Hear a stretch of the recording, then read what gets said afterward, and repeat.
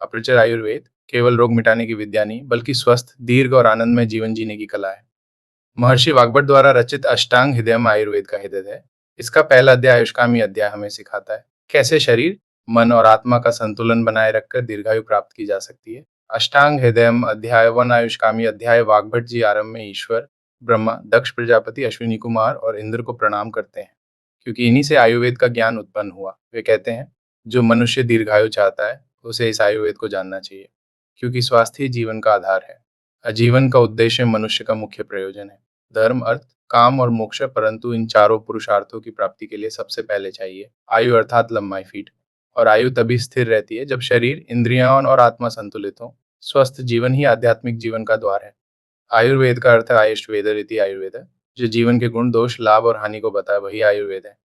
इसका उद्देश्य केवल रोगों का इलाज नहीं बल्कि स्वास्थ्य की रक्षा और आयु की वृद्धि है। आयु के चार घटक: शरीर, भौतिक शरीर, इंद्रियां, ज्ञान और कर्म के उपकरण मन, विचार और भावना, आत्मा चेतना का केंद्र। इन चारों का संतुलन ही पूर्ण स्वास्थ्य है। अदोष धातु, मल शरीर का विज्ञान है। शरीर तीन दोषों से चलता है: वात, पित्त और कफ। वात गति और संचार का नियंता है, पित्त पाचन और रूपांतरण का, कफ स्थिरता और स्नेह का प्रतीक है। जब ये तीनों दोष संतुलित रहते हैं तब मनुष्य स्वस्थ रहता है, और जब असंतुलित होते हैं तब रोग उत्पन्न होता है। अस्वस्थ रहने का मूल सिद्धांत है हितकर और संमित आहार, नित्य दिनचर्या और ऋतुचर्या का पालन, मन का संतुलन, न क्रोध, न लोभ, न आलस्य। जो इन नियमों पालन करता है वही सच्चा आयुष्कामी अर्थात दीर्घायु कहलाता है। वाग्भट का संदेश है। महर्षि वाग्भट कहते हैं, जीवन में से पहले स्वास्थ्य की रक्षा करो, क्योंकि स्वस्थ रहना ही सबसे बड़ा धर्म है। धर्म, अर्थ, काम और मोक्ष, इन चारों का मूल स्वास्थ्य है। असारांशन, आयुर्वेद केवल रोगनाश नहीं बल्कि जीवन की कला है। शरीर, मन, आत्मा और प्रकृति, इनका संतुलन ही पूर्ण आयुष्य है। भोजन, दिनचर्या, ऋतुचर्या, संयम और सत्कर्म, यही स्वास्थ्य की रक्षा के साधन है। अंतिम संदेश, व्यक्ति आयु की कामना करता है उसे अपने आहार, विचार और आचरण में शुद्धता रखनी चाहिए। यही अष्टांग हृदयम का प्रथम उपदेश है। स्वस्थ जीवन ही सच्चा साधन है। अपरिचय, स्वास्थ्य ही जीवन की नींव है। महर्षि वाग्भट ने अपने अष्टांग हृदय में बताया है कि रोगों से पहले शरीर, मन और आत्मा की रक्षा कैसे करें।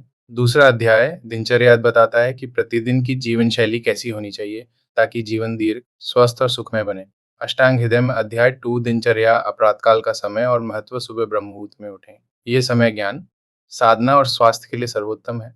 ब्रह्म मुहूर्त में उठने से रोग दूर रहते हैं और मन प्रसन्न रहता है। उठते ही मन को शांत करें, ध्यान करें या ईश्वर का स्मरण करें। अस्वच्छता और शरीर की प्रारंभिक देखभाल, उठते ही मुख, नेत्र और हाथ पैर को पानी से धोएं। शौच और मूत्र त्याग करें। दांत साफ करें। नीम, खदीर या कंकरा धातुओं का प्रयोग लाभकारी है। जीभ की सफाई भी नियमित करें। सुनिश्चित करें ये आदतें न केवल शरीर को शुद्ध करती हैं बल्कि मन को भी स्पष्ट और शांत करती हैं। इंद्रियों की सुरक्षा और पोषण, आंखों में ठंडे पानी का छिड़काव करें। कानों में तिल का तेल डालें। नाक में घी या तेल डालना नशे कहलाता है। ये उपाय मस्तिष्क को स्वस्थ रखते हैं, याददाश्त बढ़ाते हैं और वृद्धावस्था में बड़ापन या कमजोरी से बचाते हैं। तेल मालिश, अभ्यंगा, शरीर पर हल्का तेल या औषधीय तेल लगाएं। सिर, कान और पांवों की विशेष मालिश करें। तेल मालिश से रक्त संचार बढ़ता है, मांसपेशियां मजबूत होती हैं और मन प्रसन्न रहता है। व्यायाम और शरीर का सक्रिय रखना, हल्का व्यायाम करें। इससे शरीर में रक्त संचार बढ़ता है और रोगों से सुरक्षा होती है। अत्यधिक या थकाऊ व्यायाम नहीं करना चाहिए। स्नान और शुद्धिकरण, व्यायाम के बाद स्नान करें। स्नान शरीर को शुद्ध करता है और मन को प्रसन्न बनाता है। ये दिन की शुरुआत को ताजगी और ऊर्जा से भर देता है। आहार का नियम, दिन में 2 बार भोजन करना आदर्श है। भोजन शांत मन से करें और उसे अच्छी तरह चबाएं। भोजन का समय सूर्यास्त से पहले समाप्त करें।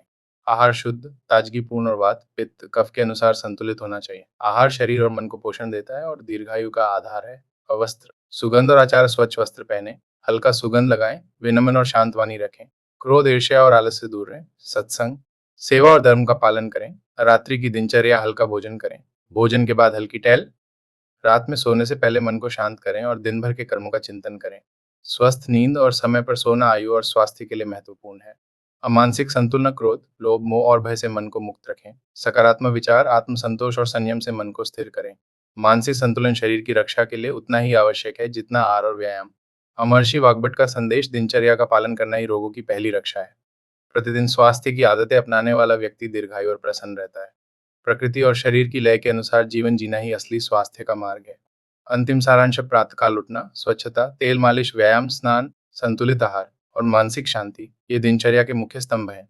दैनिक जीवन में ये आदतें अपनाने से व्यक्ति रोग मुक्त, ऊर्जावान और दीर्घायु बनता है। अष्टांग हृदयम का ये अध्याय हमें सिखाता है कि स्वास्थ्य का नियम नीति में जीवन शैली से शुरू होता है। अपरिचय इंट्रो, प्रकृति के हर मौसम का अपना नियम और प्रभाव होता है। महर्षि वाग्भट ने अष्टांग हृदय में तीसरे अध्याय ऋतुचर्या में ये बताया है कि प्रत्येक मौसम में हमारे शरीर, मन और इंद्रियों को संतुलित रखने के लिए क्या आदतें अपनानी चाहिए। ऋतुचर्या का पालन करने वाला व्यक्ति रोगों से सुरक्षित रहता है और दीर्घायु प्राप्त करता है। अष्टांग हृदय में अध्याय ऋतुचर्या ऋचर्या का महत्व प्रत्येक मौसम शरीर में दोषों में संतुलन अलग अलग होता है। वात, पित्त और कफ दोषों को नियंत्रित करके ही स्वास्थ्य बनाए रखा जा सकता है। ऋतुचर्या का पालन करना प्रकृति के साथ तालमेल रखना है। अग्रीष्म ऋतु ग्रीष्म काल समर सीजन गर्मी के कारण पित्त दोष बढ़ता है। भोजन ठंडा, हल्का और इजीली पचने वाला लें। ठंडे पे फलों का सेवन करें। सुबह सुबह हल्का व्यायाम करें, दिन में अधिक मेहनत ना करें। तेल मालिश हल्की मात्रा में करें। नींद का समय नियमित रखें और अधिक गर्मी में धूप से बचें। वर्षा ऋतु वर्षा काल मानसून सीजन बारिश के मौसम में वात दोष बढ़ता है।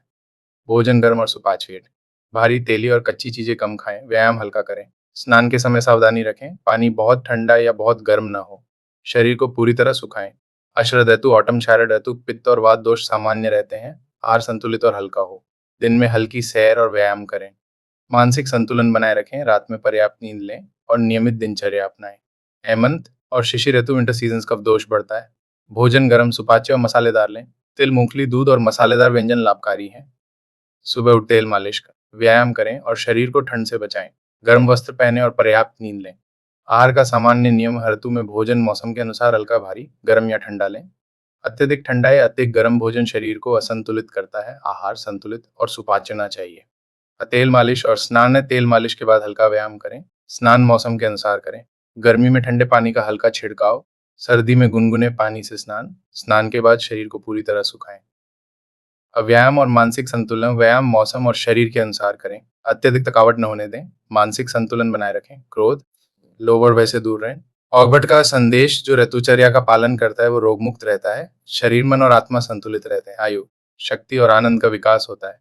ऋतुचर्या का पालन प्रकृति के नियमों का पालन है और यही स्वास्थ्य का मूल मंत्र है। अंतिम सारांश, हर ऋतु में आयाम, तेल मालिश और मानसिक संतुलन बदलें। प्रकृति की लय के अनुसार जीवन जीना ही दीर्घायु और आरोग्य का रहस्य है। अष्टांग हृदय का ये तीसरा अध्याय हमें सिखाता है कि स्वास्थ्य केवल रोग न होने से नहीं, बल्कि प्रकृति और शरीर की समझ से बनता है।